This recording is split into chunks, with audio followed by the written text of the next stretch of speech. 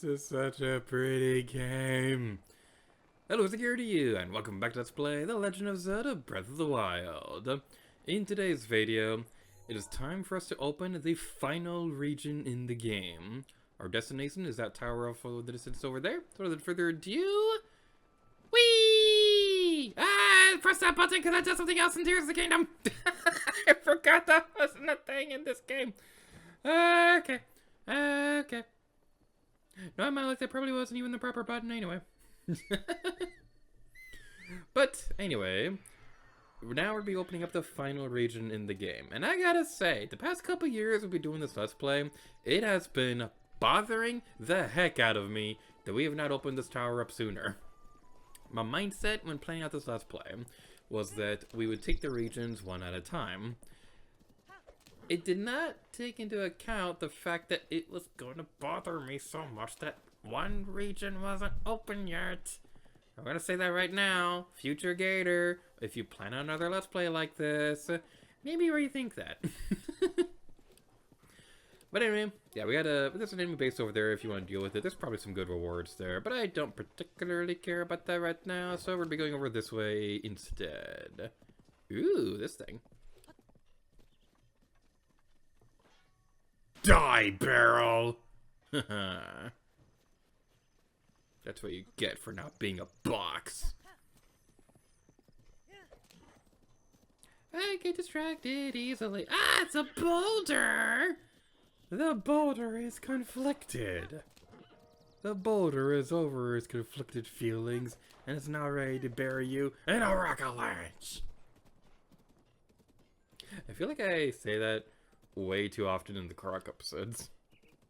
But hey, in my defense, where there's 900 Koroks in the game, you kind of have a hard time figuring out what to say after you pick up that 500th one. I'm just gonna say that right now.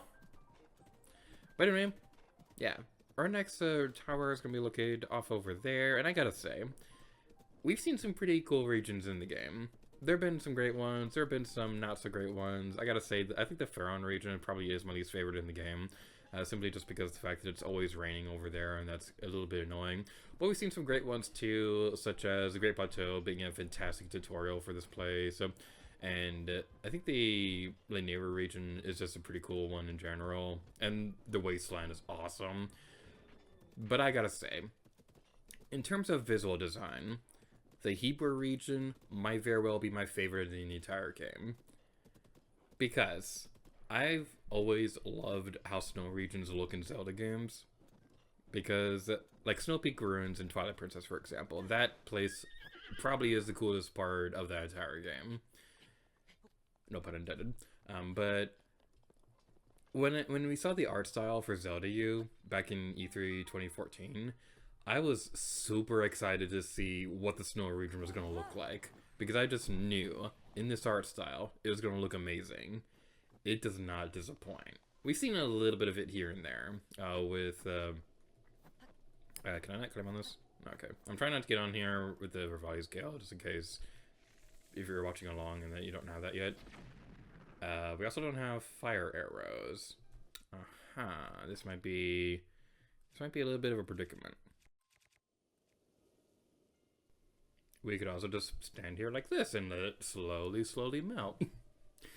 But yeah, when we saw the art style for what Zelda U was going to look like, one of my first thoughts was, oh my god, the snow region is going to look so gorgeous in this game. And it does not disappoint.